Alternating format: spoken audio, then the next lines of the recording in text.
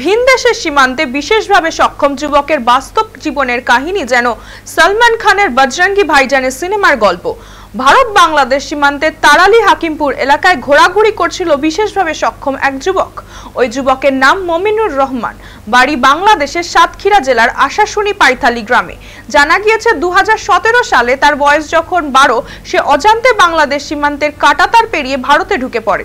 স্বরূপনগরের তারালি হাকিমপুর এলাকায় ঘোরাঘুরি করতে থাকে সে। সেই সময় থেকেই স্থানীয় একটি স্বেচ্ছাসেবী সংগঠন ও স্থানীয় জনপ্রতিনিধিরা তার দেখভাল শুরু করেন। বর্তমানে ওই যুবকের বয়স 20 বছর। এদিকে স্থানীয় এক ব্যক্তি বিশেষভাবে সক্ষম ওই যুবকের জীবন কাহিনী সামাজিক মাধ্যমে পোস্ট করে দেন। এমনকি ওই যুবকের ভিডিওও পোস্ট করে দেওয়া হয়, আর মুহূর্তেই সেটি ভিডিও ভাইরাল হয়ে যায়, যা সীমান্ত পেরিয়ে সহজেই ওই যুবকের বাবা মায়ের কাছে পৌঁছে যায়। সীমান্তের ওপারে থাকা ওই যুবকের বাবা মা সহজেই সন্তানকে চিনতে পারেন। ওপারে থাকা যুবকের বাবা মা ভারতে থাকা মানুষজনদের জন্য সামাজিক মাধ্যমে যোগাযোগ করেন, ভিডিও কলেও কথা বলেন। পাশাপাশি দুই দেশের সীমান্তরক্ষী বাহিনীর সঙ্গেও যোগাযোগ করা হয় যুবককে ফেরানোর জন্য। প্রশাসনও তৎপর হয়ে উঠেছে যুবককে তার বাড়ি ফেরাতে। এখন দেখার কবে ওই যুবক তার বাড়ি ফিরতে পারেন।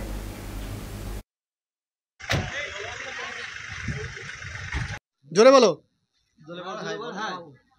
বাড়ি যাবা? আমি একটা ফানি ভিডিও করি। ওই ফানি ভিডিওটা আমি মাদ্রাসাটা ওটা করা হওয়ার পরে আমি দেখা যাচ্ছে ওইটা ভিডিওটা 7টার সময় পোস্ট করার পরে তারপরে ওনারা যখন আমার প্রায় 1 মিলিয়ন হয়ে যায় তখনই ওনারা কমেন্ট করে আমার কাছে, যে এরকম ওই ছেলেটা আমাদের পরিচিত লাগছে, এই ছেলেটার পরিচয়টা আপনারা একটু বলবেন। বাবা করে বলতে এখান থেকে 2-3 দিন আগে হাসানুর ভাই একটা ভিডিও পোস্ট করে। সেই ভিডিও পোস্টে বাংলাদেশ থেকে কমেন্ট করে একজন, যে এই ছেলেটার নাম মমিন, আমাদের এখানে বাড়ি। রাহুল মোল্লা একটা কমেন্ট করে ওর নিচে। তারপরে হাসানুর ভাই আমার বিষয়টা জানায় ফোন করে, যে মামুর এরকম একজনেরা দাবি করছে যে মামু ওদের ছেলে।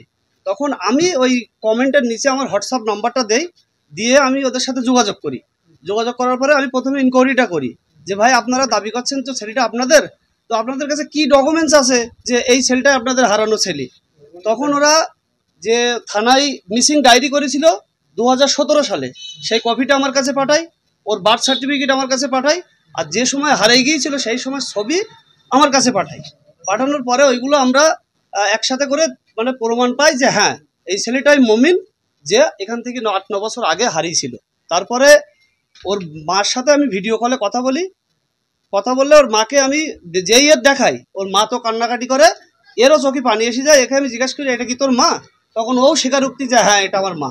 আর এর কম বেশি আত্মীয় স্বজন, মামা, বাবা, কাকা, এই সবাইরে চিনতে পারছে। কিন্তু প্রবলেম একটু মেন্টালি প্রবলেম, কথা কম বলে, বেশি কথা বলতে পারে না।